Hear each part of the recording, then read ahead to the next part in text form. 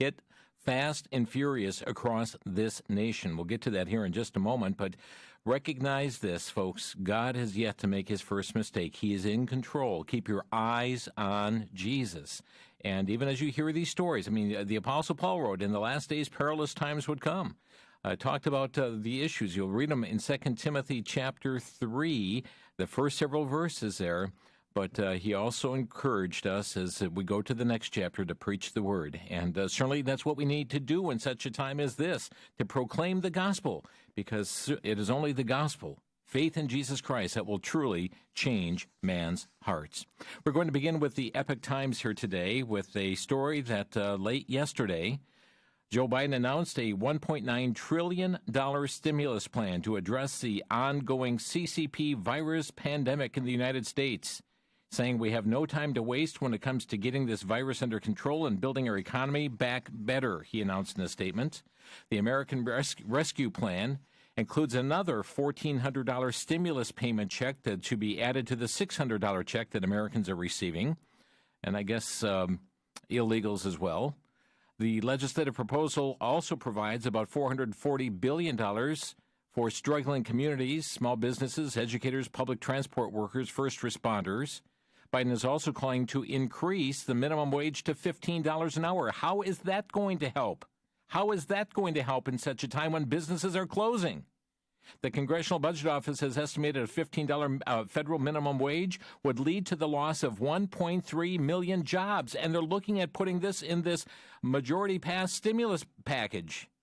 Legislative proposal also extends moratoriums on foreclosures and evictions until September 30th, includes $25 billion in funding for rental, $5 billion for utility assistance.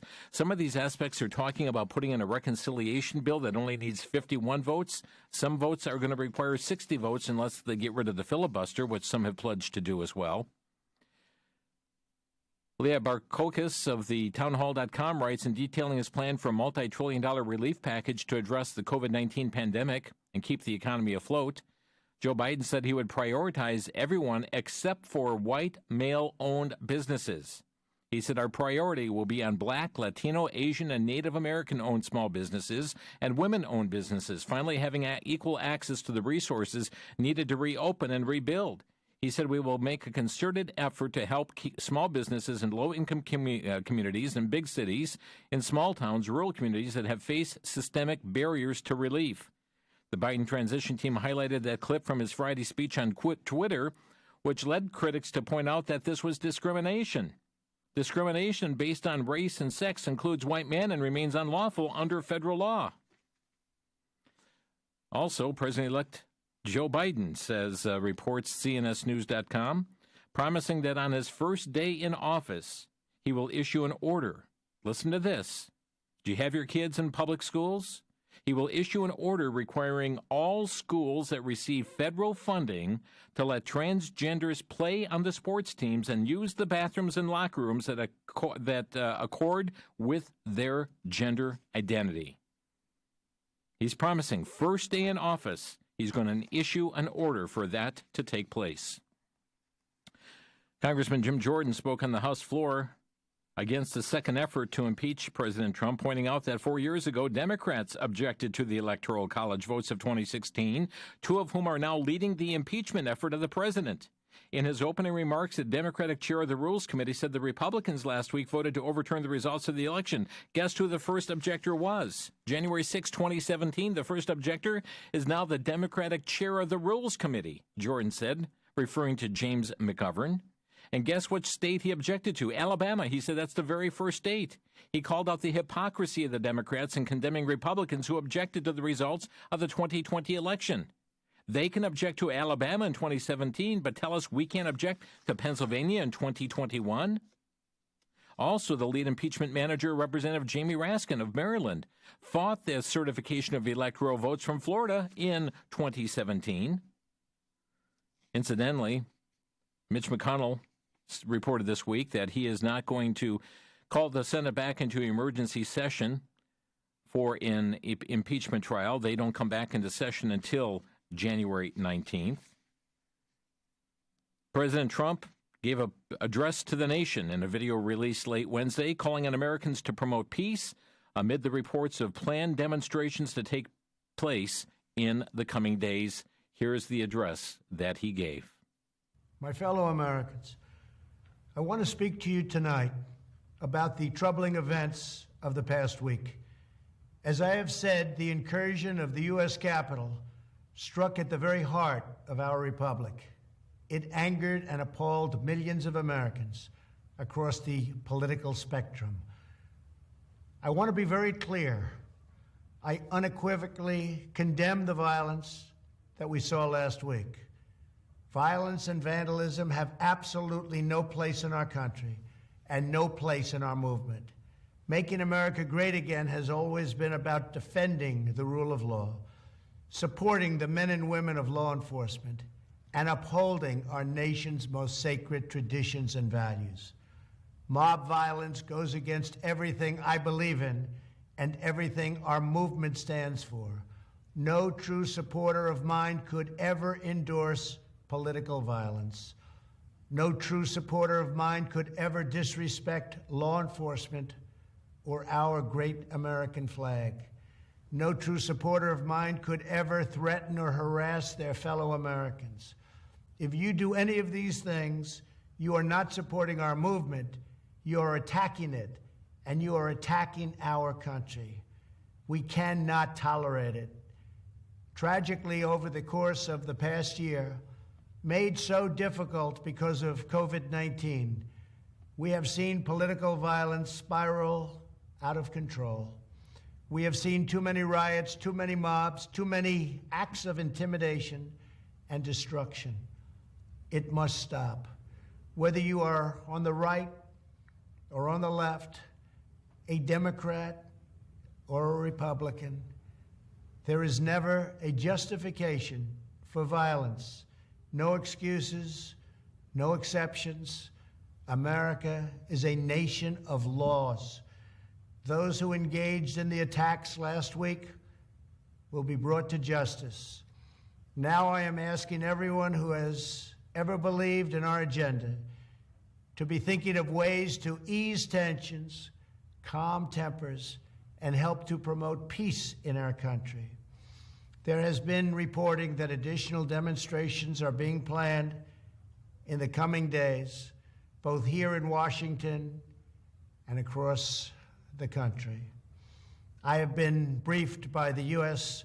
Secret Service on the potential threats. Every American deserves to have their voice heard in a respectful and peaceful way. That is your First Amendment right.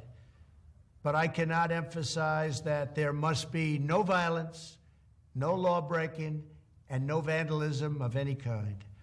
Everyone must follow our laws and obey the instructions of law enforcement. I have directed federal agencies to use all necessary resources to maintain order. In Washington, D.C., we are bringing in thousands of National Guard members to secure the city and ensure that a transition can occur safely and without incident. Like all of you, I was shocked and deeply saddened by the calamity at the Capitol last week. I want to thank the hundreds of millions of incredible American citizens who have responded to this moment with calm, moderation, and grace. We will get through this challenge just like we always do. I also want to say a few words about the unprecedented assault on free speech we have seen in recent days. These are tense and difficult times. The efforts to censor, cancel, and blacklist our fellow citizens are wrong, and they are dangerous.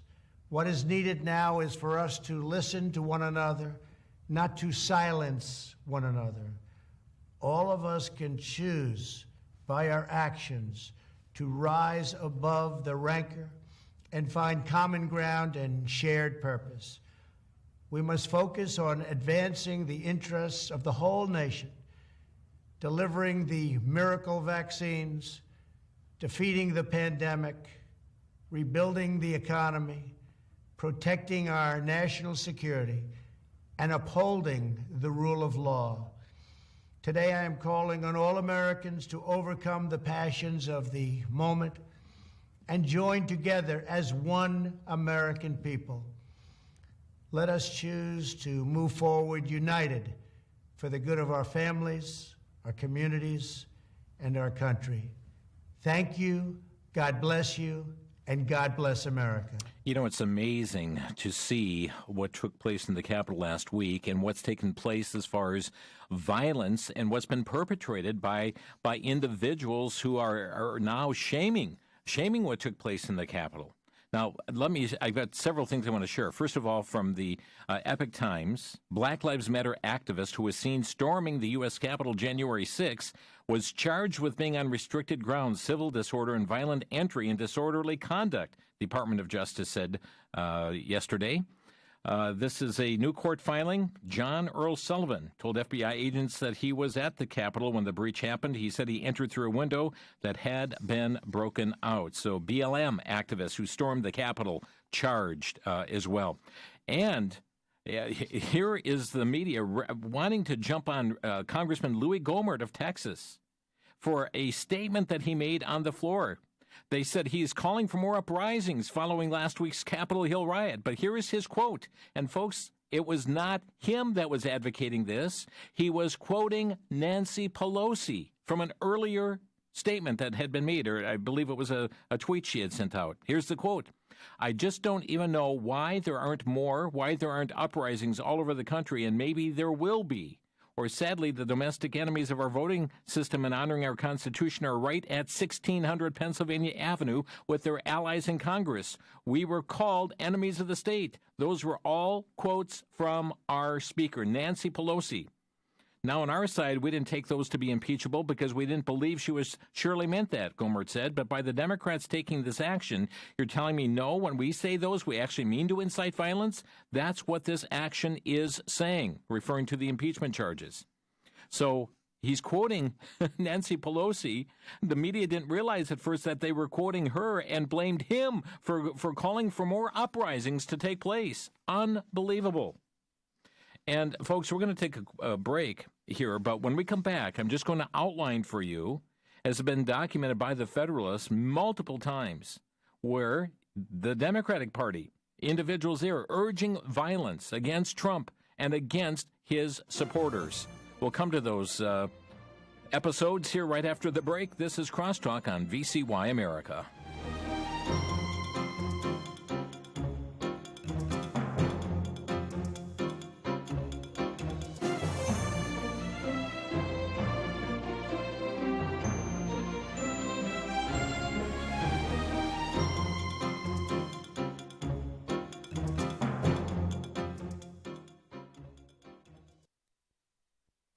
Back to Genesis with Dr. John Morris, popular creation speaker with the Institute for Creation Research.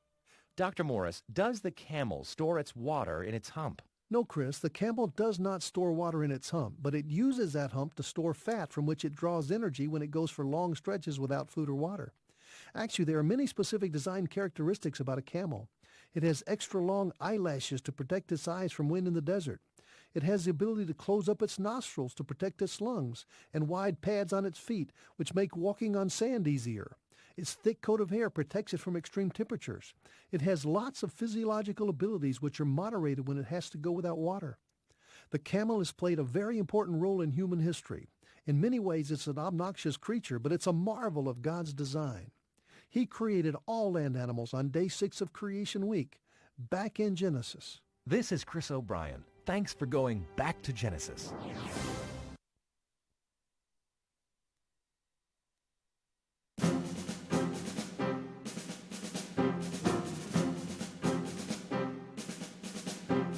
It's a news roundup day here on Crosstalk. Keep in mind, at the rally, President Trump just said to be peaceful, told the crowd to be peaceful, and somehow he incited the mobs. A piece in the Federalist by Jordan Davidson says that while Democratic politicians and the corporate media blame President Trump for the mob riot at the Capitol, saying his rhetoric incited violence, many of those same lawmakers and bureaucrats have for years called for violence and physical action against those who believe differently than they do. 2018, Democratic Representative Ted Lieu of California said on MSNBC that if Trump fired Special Counsel Robert Mueller, there'd be widespread civil unrest and people would take to the streets. The director of the National Intelligence, James Clapper, agreed if Trump fired Mueller, it would be set off a firestorm that not only on the Hill, but also in the streets. That same year, Cory Booker, senator, urged people to answer a call to action to protest at the Capitol. Quote, please get up in the face of some congresspeople, he said at a conference. Hillary Clinton said civility was only an option if the Democrats controlled the legislative branch. You can't be civil, she said, with a political party that wants to destroy what you stand for and what you care for. Eric Holder talking to a group of liberal activists to fight back. And he said Michelle Obama always said, when they go low, we go high. Holder said, no, when they go low, we kick them. 2019, you have Congressman Castro said the Democrats would fight Trump and challenge him in every way we can in the Congress, in the courts, and in the streets and protest. Then after claiming God is on our side, we have Congresswoman Maxine Waters of California urging activists to physically confront the Trump administration in public places, saying you get out and create a crowd. You push back on them. You tell them they are not welcome anymore or anywhere. She continued her narrative in an interview with MSNBC, telling people to be more forceful, more confrontational, more prepared to push back on this administration. Even Nancy Pelosi saying when you're in the arena, you have to be ready to take a punch, and you have to be ready to throw a punch for the children. Chuck Schumer calling for D.C. rioters to be placed on a no-fly list. Yes, indeed. No, he's not calling for those that caused the burnings and the mayhem in Minneapolis or Portland or Seattle or Chicago. But for that which happened to D.C., they need to be put on the no-fly list. Any of those who are inside the Capitol should not be able to fly and should be placed on the no-fly list. We are calling on the authorities, FBI, TSA, Department of Homeland Security, to put them on the no-fly list immediately. Amidst the continued threat of future violence that's Senator online. Chuck Schumer. Let's see. Here from Western Journal, Democrats are drafting a bill that could erase Trump's legacy as the headline. Democratic Representative Linda Sanchez of California pursuing legislation that would erase the president's legacy after he leaves office, saying, quote, I'm working on a bill that would mean that nothing, not even a bench, no airport, no highway, no school, nothing ever bear the name of this traitor, Sanchez said in an interview.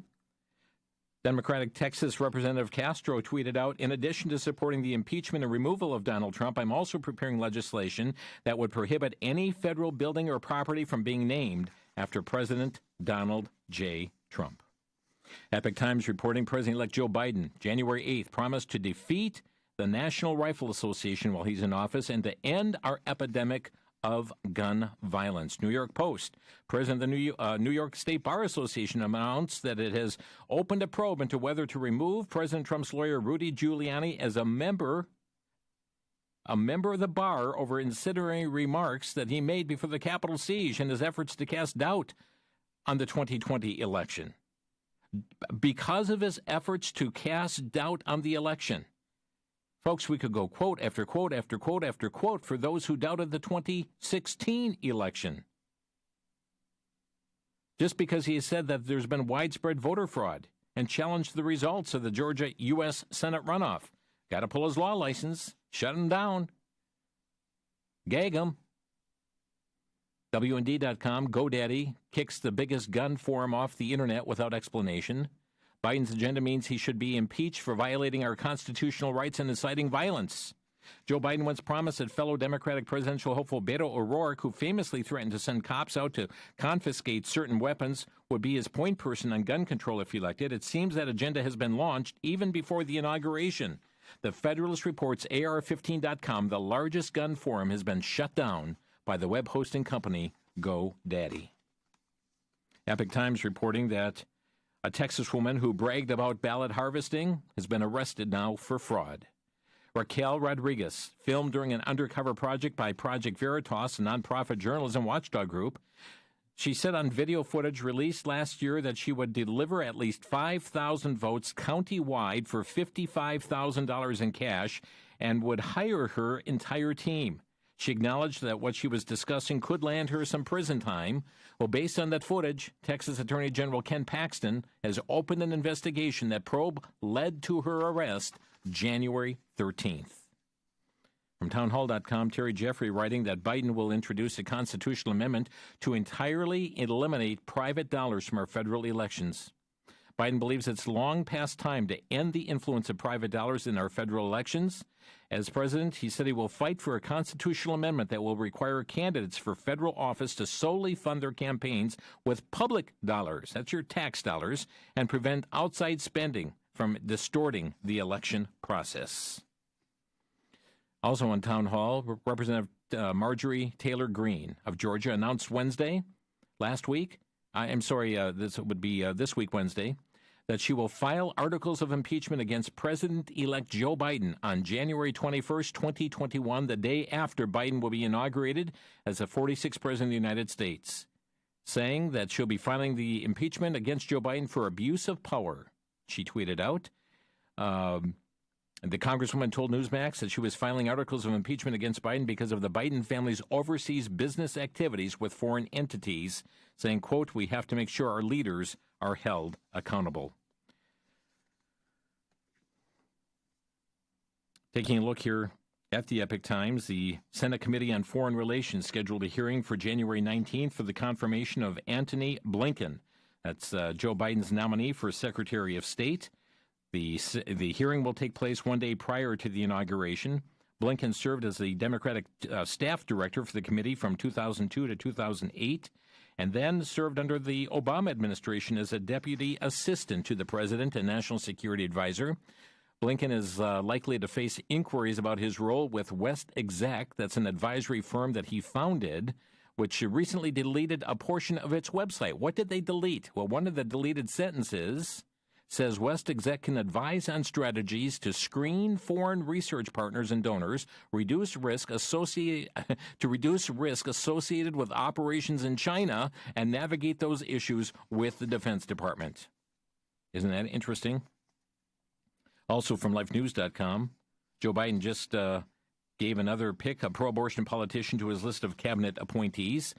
Daily Caller reporting Rhode Island Governor Gina Raimondo, who signed a state law legalizing abortions for basically any reason up to birth, is Biden's choice to run the U.S. Department of Commerce. The U.S. Department of Commerce.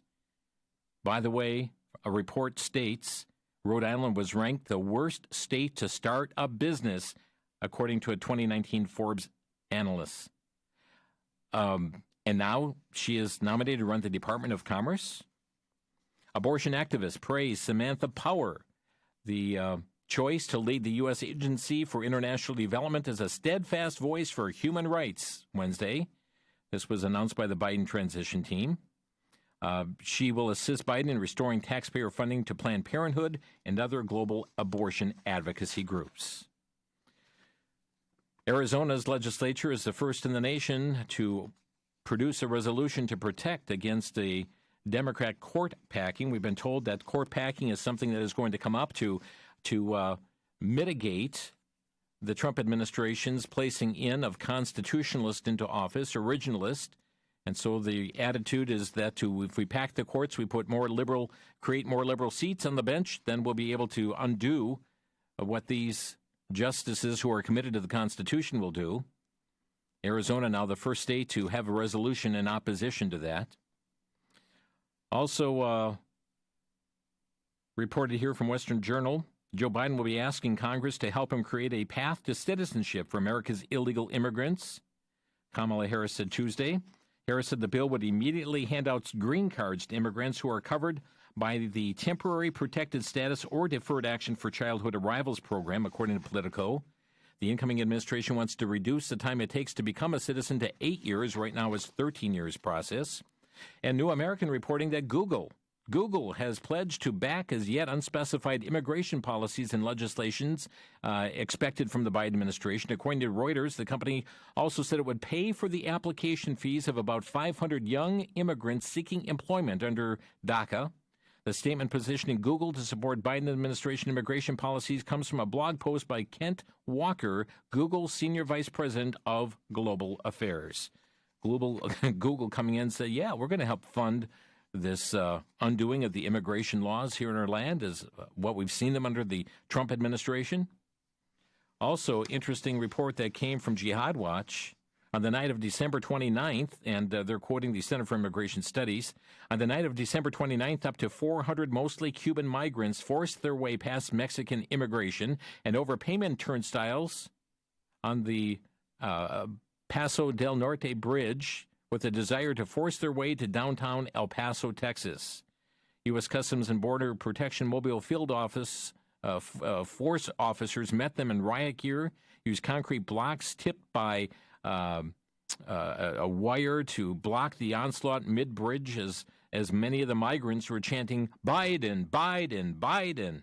Many demanded that they be let in to live in the U.S. while they pursue asylum claims instead of waiting in Mexico as required under the policies of President Donald Trump.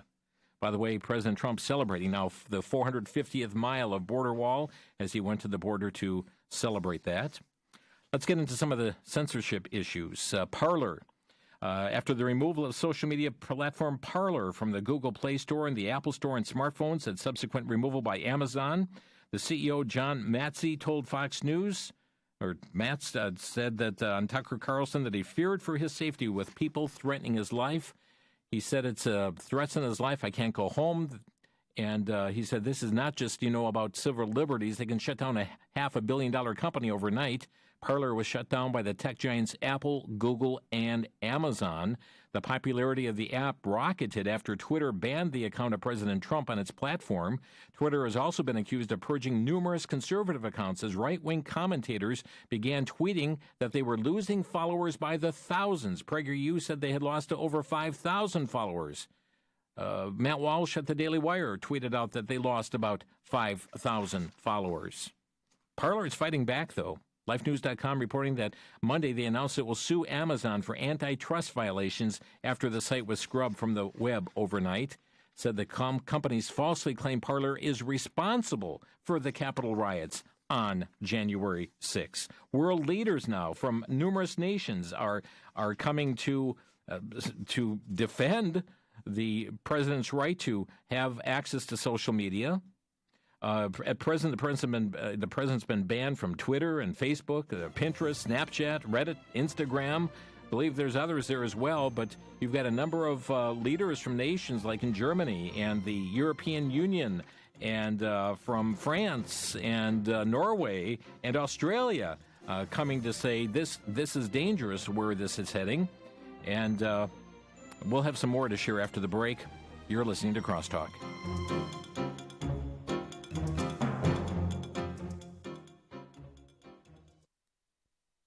Scripture provides many warnings regarding false prophets and false teachers in the world who present another gospel which is not another. Such are teachings from Jehovah's Witnesses and the Watchtower Society. They preach a different Jesus, a different salvation, a different gospel which does not align with the Scripture. Do you know what Jehovah's Witnesses believe and how to counter them from the Bible?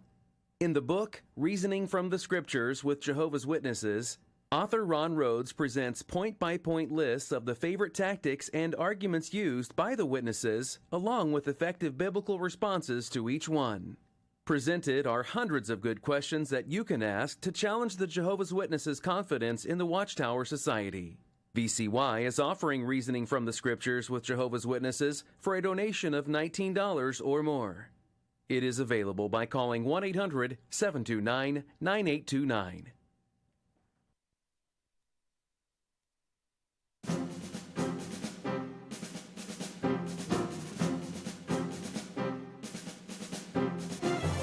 You're listening to Crosstalk on VCY America. I've got some more stories I'd like to share with you here today, and Lord willing, have a chance to take some phone calls a little bit later in the program. With all this censoring on Twitter of what is taking place, the day after permanently banning Donald Trump for, quote, inciting violence, guess what Twitter did allow? They did allow to trend the words, hang Mike Pence. Isn't that interesting?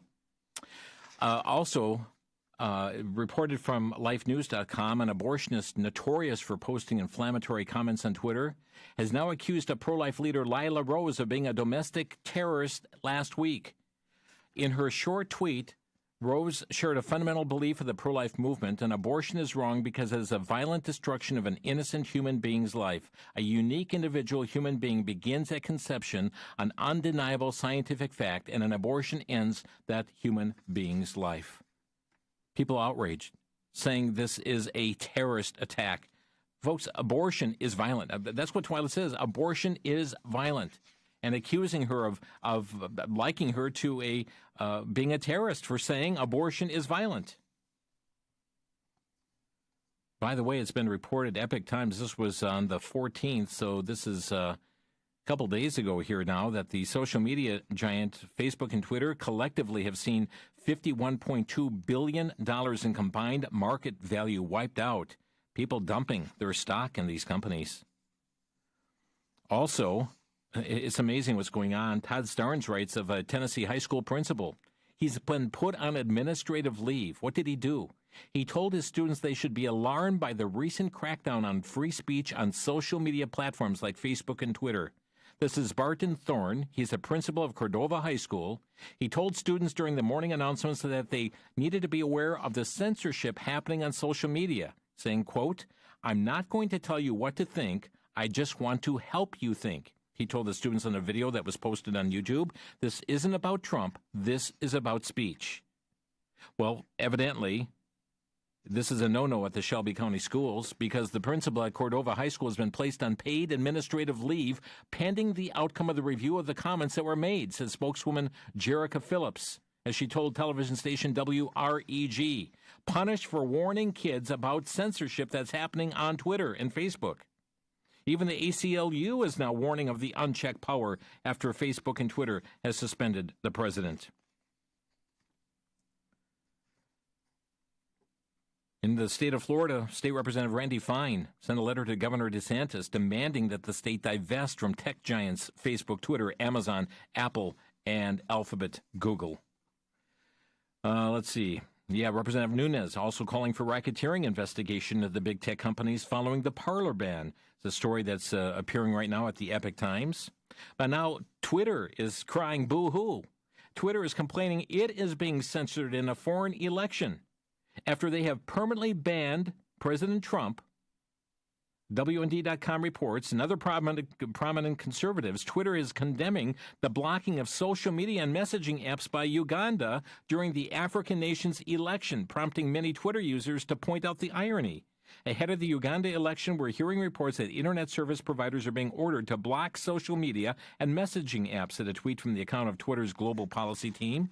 We strongly condemn internet shutdowns. They are hugely harmful, violate basic human rights and the principles of the hashtag open internet, Twitter said. Access to information and freedom of expression, including the public conversation on Twitter, is never more important than during democratic processes, particularly elections, said the Twitter public policy account. Isn't that amazing? How two-faced can you get? They shut down. How many times did they shut down the president and now block the account? But now crying out when Uganda has shut them down? By the way, the Newsmax app, Newsmax reported Tuesday of this week that their app has been downloaded more than 4 million times since Election Day. Newsmax. PGA is getting into it as well. The Professional Golfers Association said they will not host their 2022 championship at Trump National Golf Club in Bedminster. The president of the PGA, Jim Richardson, called it detrimental for the association's brand to have the championship take place at Trump Bedminster during a video posted on the group's website. Richardson said it would also risk the PGA's ability to deliver our many programs and sustain the longevity of the mission. Even Forbes magazine editor is threatening any company that would hire President Trump's White House press secretaries. Interesting story coming from the Epoch Times on NASA. Senior NASA scientist pleaded guilty January 13th, lying about his ties to a Chinese-backed program designed to harvest talents from the West and transfer intellectual property to China, the Justice Department announced. Been the chief scientist for exploration technology at NASA's Ames Research Center in California's Silicon Valley since 2006. Maya Mayapan, 66 years old, charged with one count of making false statements and could face a maximum 5-year prison sentence, $250,000 fine if convicted. Court hearing coming up on June the 16th. Xi Jinping signs an order, number 1, to focus on war preparedness and refers to the U.S. as an enemy, reports the Middle East Media Research Institute.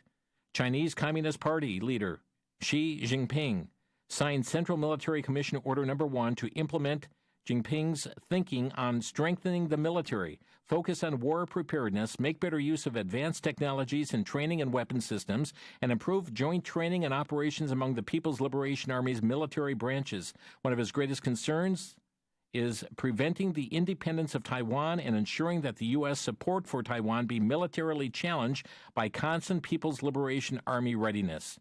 It is worth noting that in the mobilization order for training on January 2nd, Jinping stressed that the PLA should keep a close eye on the powerful enemy, the U.S., focus on actual combat training, and maintain a high state of alert to ensure that it is ready to assemble at the first call and is capable of fighting and winning. Iran holding missile drill in the Gulf of Oman amid tensions. Iran's Navy began a short-range missile drill in the Gulf of Oman on Wednesday, inaugurated its largest military vessel, state TV reported. From Jihad Watch, at a ceremony unveiling a new underground missile city, Iranian Revolutionary Guard Corps Commander Hussein Salami issued a threat saying that the missiles have a range of hundreds of kilometers. Their accuracy is complete. The general said that these missiles have great destructive power, can bypass the enemy's electronic warfare systems, adding that these systems are ready to be launched if the devils, the arrogant and our enemies, decide to attack Iran. Let me just share some things here on the COVID. Microsoft, this is WND.com, came out on the 14th. Microsoft helping to create a COVID-19 vaccination passport. Microsoft, part of a coalition of technology and health organizations working on the development of a digital COVID-19 vaccination passport that could be used by businesses and countries to enforce mandatory inoculation. Announced Thursday, the Vaccination Credential Initiative aims to enable people to demonstrate their health status to safely return to work, to travel, to school, to life, and while protecting their data privacy. That's the Financial Times reporting that. They could develop a digital certificate that would be stored on a smartphone in a digital wallet or a physical QR code. LifeSiteNews.com, New Jersey governor wipes out a gym's bank account for remaining open in defiance of lockdown. The gym owner said, "We will not stand down. We will make sure that no governor or no government official will ever wield these powers ever again." This is the owner of a New Jersey gym, Belmar, New Jersey, fought to keep his business open during COVID lockdowns, and overnight the gym's bank account was 100% drained of its funds by the state government. The Atlas Gym co-owner, Ian Smith, said, "As of this morning, without warning and without permission, in the middle of litigation, Governor Murphy took it upon himself to empty our bank account entirely to the tune of $165,000. There's a new lockdown in Ontario threatening fines and jail for leaving home, LifeSiteNews.com reports. Ontario government has declared a second state of emergency, issuing a stay-at-home order for the province beginning January 14th to last 28 days. The order allows people to leave their home only for essential purposes, going to the grocery store, pharmacy, health care services, or exercising or essential work. Newsmax is reporting that HSBC, it's a bank in Great Britain, threatening to close the accounts of customers who refuse to wear masks in their branches. WND.com, every public school student must be inoculated for the coronavirus before returning to class once a vaccine is available, says the superintendent of the Los Angeles Unified School District. Comparing it to required vaccinations for measles and mumps, Austin Butner said that he hopes all students will be inoculated by January 2022, the Los Angeles Times reports. During a pre-recorded briefing, he assured skeptical parents that there's an option for a child to stay online learning and therefore not have to go back to campus. The Pfizer vaccine, given emergency authorization by the FDA in December, is for people 16 and older. Testing on children as young as 12 began in October, will take several more months to complete. Studies, however, have shown that children rarely transmit the coronavirus, and their survival rate, according to the CDC, is 99.997%. I wonder how many school districts will be following suit. LifeSiteNews.com reporting a very healthy 56-year-old obstetrician died 16 days after receiving the Pfizer COVID-19 vaccine. According to his widow, Dr. Gregory Michael, who practiced at Mount Sinai Medical Center, was in good physical shape, active, had no pre-existing conditions prior to receiving the vaccine December 18th. 3 days later, he noticed some severe broken blood vessels on his feet and his hands, which prompted him to seek immediate medical attention. He was diagnosed with ITP. Under the condition, the immune system mistakes platelets for foreign objects and instructs the spleen to destroy them, and thus, too, their function of helping the blood clot in prevention of bleeding. Though remaining in the hospital for ongoing attention, he died suddenly January 3rd from a hemorrhage, a stroke caused by the lack of platelets. In my mind, his death was 100% linked to the vaccine. There's no other explanation, his wife said. Also, from the vaccine reaction, 4 people died days after the COVID-19 vaccinations in Portugal, Switzerland, and Norway. 41-year-old woman died in Portugal 2 days after receiving the first dose of the Pfizer-BioNTech's vaccine for COVID-19. Sonia Acevedo, who worked as a surgical assistant at the Portuguese Institute of Oncology, reported to have been in perfect health prior to the vaccination. I didn't notice anything different in my mother. She was fine. She just said the area where she had been vaccinated hurt, said the daughter. Then there was a 90-year-old woman on December 29th in Switzerland, less than a week after being the first person in the country to be given the Pfizer vaccine. According to the news reports, a woman, a nursing home resident, vaccinated December 24th. 2 days later, reported having abdominal pain, other conditions. Subsequently, her blood pressure dropped and her pulse spiked. And also 2 nursing home residents in Norway died just days after being vaccinated. A 27-year-old personal support worker suffered severe allergic reaction, including fainting, seizures, and hospitalization when she received the Pfizer-BioNTech COVID-19 vaccine. Reports LifeSiteNews.com. Deborah Tilley, mother of 2 girls, had looked forward to receiving the vaccine. I wasn't scared. I was excited. I was like, I'm going to be one of the first healthcare workers in the city to get the vaccine. As is routine, she filled out the consent forms. Noticed the nurse who was looking over her file had a hesitation look. I do have a severe allergy to bumblebees, she said. And following the shot, she expected to have just wait for 15 minutes. However, within a minute, something doesn't feel right, she said, in my body. And I remember just passing out, leaning over to the right. She woke up in the hospital. She was told she had suffered seizures and needed CPR. Back in a minute. This is Crosstalk on VCY. Our number 800-733-9829. For the Worldview Report, I'm Brandon House. Our website is worldviewreport.com. January 6th, 2021. Will that be remembered as America's Reichstag moment? Remember when Hitler burned his own building and then tried to blame it on his enemies?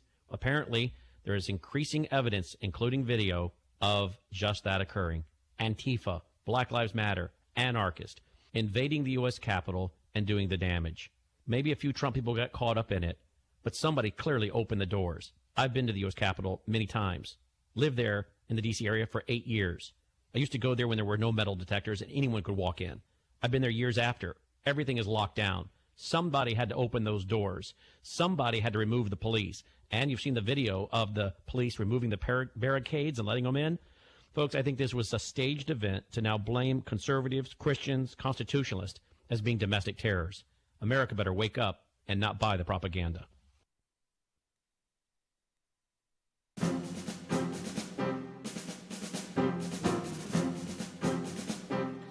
Well, it looks like I've got about another 20 minutes of stories, but I've run out of time. Our number to Crosstalk, 800-733-9829. That's 800-733-9829. I've gone through a ton of stories here today, but I'd like to also just have you make brief comments here today on the program. And that's what we're opening lines for. If you have a brief comment to make on these or current event issues, 800-733-9829. Miami, Florida. Courtney, you're on the air. God bless you, and God bless all you saints out there. Thank you for taking my call. What you were talking about, those Corvallis shots, I'm telling people, and overseas they have hundreds of people that have died from that shot. We don't get it on our news broadcast here, but it's a secret. But the thing is, just what you read, I tell people that vaccine is made up with monkey blood, which has AIDS in it, and also with tissues of unborn babies. God wouldn't order nothing like that. When God made man and woman, when he created us, he gave us an immune system in us that can control everything. Put your trust in God, saints, and watch over your kids. And it's a very good time to witness for people. We not only witness for them, but live it. God bless you all, and God bless everybody at the studio there. Thank you, Courtney. Thank you for the call. And we understand this Pfizer vaccine used the aborted cell line in their testing, not in the actual vaccine itself, the Pfizer and the Moderna, but were used in the testing phase. Don in Pensacola, Florida, you're on the air. Yes, thank you for taking my call. I'm commenting on the article about hanging Mike Pence. Mike Pence is a born-again Christian, and he acts like it. And this is terrible. This is wickedness, whoever said that. And further up, Jim, I just want to say... I was just putting out the double standard there, saying that President Trump's remarks incited violence, but yet they allow that to go forth. I mean, that's a double standard. Right. And lastly, today's my spiritual birthday, Jim. Oh, that's wonderful. 41 years, Winter Park, Florida. Joe Duke led me to Christ, and the Lord gave me a song that day. You want to hear it? Well, I don't have time for you to sing it today, Don, because we've limited on time and many callers, but I praise the Lord for the spiritual birthday for you. That's exciting. Andrew in Hattiesburg, Mississippi, you're on the air. Hey, good afternoon. I heard your comments a minute ago about the gym over there in New Jersey and them draining their bank account. Yeah. And my question is this: how long are we as a people going to allow that to go on, and how robust of a reaction would it take to just send a clear message? We're not taking it. Mm-hmm. It's overreach beyond all imagination. Yeah, it is. Thank you for the call. Appreciate it. John in Milwaukee, you're on the air. Yes, Jim, good morning. Good afternoon. You opened up and said that God is in control, and yet I look at Strong's exhaustive concordance and doesn't even mention the word control. What do you mean? Because, how do you explain Stalin or the Trail of Tears or Saturday Night Live? What I mean, John, is that God is sovereign, and certainly we see the wickedness of man is great. God told us in his word that men's hearts, the wickedness is great, and we saw the destruction that happened at the time of Noah, and he's warned us in his words, as it was in the time of Noah, so shall the coming of the Son of Man be. And God's has allowed wickedness to happen. And some ask, why is God so patient while all of this is happening in our world today? And the answer is found in 2 Peter, John, that God is not willing that any should perish, but that all should come to repentance. It's in his mercy that he allows, that he has not destroyed the world even to this point, but his plan, the things that he has before ordained, indeed will come to pass, John. Thanks for the call. Brad, you're next. West Allis. Hey, Brother Jim. I just wanted to say that I know things look bad in this country. The babies are in charge again, but it's a spiritual battle. Yeah. They think they've won, but they've already lost. Why? Because 2,000 years ago, Jesus, God the Son, defeated their father, the devil. He defeated death as well.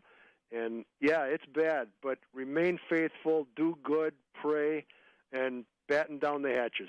Thank you, Brad. Let's go to David in Kentucky. You're on the air.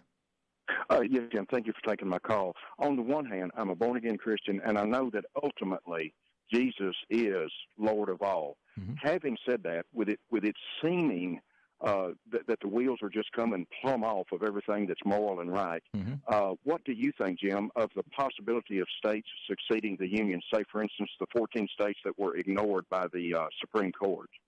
Well, I don't really see that is going to be happening. I think you're going to hear some rattling going on in the legislative chambers for that to take place. I'm just not seeing that at this point, is that states are going to be successful in succeeding from the nation. We've heard that in administrations in the past. Yes, sir. But I just don't see that. We've even seen those who have promised to break up California into multiple states. Right. But, I just don't really see that coming to pass here anytime soon. Okay, thank you. Thanks for the call. Rex in Minnesota, you're on the air. Yes, I was just kind of wondering, when did our national capital turn from a place of democracy to a temple? And also kind of something I'm weighing out in my own life is in Jeremiah 7, the first 28 verses, Jeremiah was told not to pray for some people, but yet, as a follower of Jesus, we're to love our enemies and feed our enemies.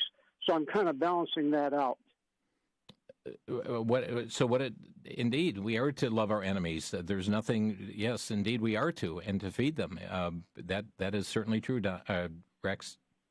Yeah, and I was just wondering, because in Jeremiah, he was told not to pray for certain people in these kind of situations. So, like I said, I'm just kind of weighing that out in my own life. Sure, and there was a time in which they shook the dust off their feet as well.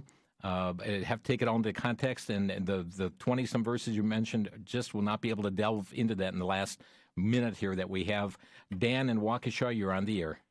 Hey, Jim. I used to go to your VCY rallies as a kid, and this is the times remind me of the movies that used to play with the military and then you're thinking the people of coming after you. Yeah, the Thief in the Night series.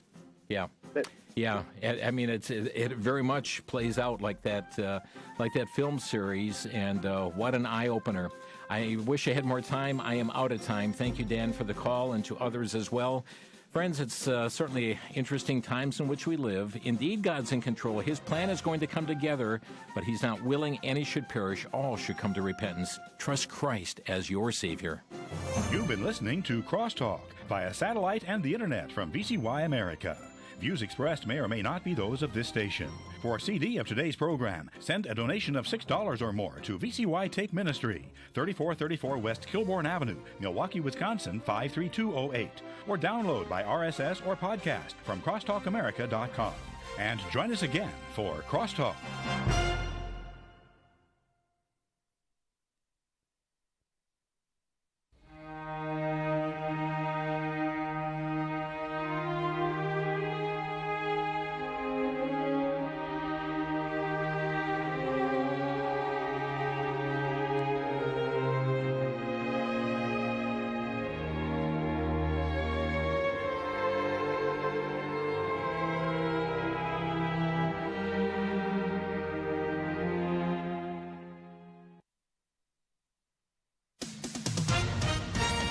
With SRN News, I'm John Scott.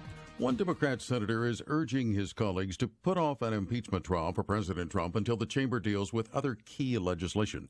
Correspondent Bob Agnew reports. Senator Chris Murphy of Connecticut says his top priority is passing another COVID-19 relief bill that funnels more money into hospitals, healthcare providers, and vaccine distribution. He cautions that impeachment proceedings could also hamper swift confirmation of key Biden nominees. Murphy says there's debate inside the Democrat caucus over holding a time-consuming trial. Under Senate rules, once it receives an article of impeachment from the House, the upper body must proceed to a trial and sit in trial daily, except for Sundays, until a verdict is reached. Bob Agnew reporting. Also at SRNnews.com, the global death toll from COVID-19 has topped 2 million. As vaccines developed at breakneck speed are being rolled out around the world in an all-out campaign to vanquish the threat. That milestone reached today, which just over a year after the coronavirus was first detected in the Chinese city of Wuhan. The number of dead was compiled by Johns Hopkins University. President-elect Biden has unveiled a nearly $2 trillion COVID relief proposal. Greg Cluxton has more. The president-elect rolled out his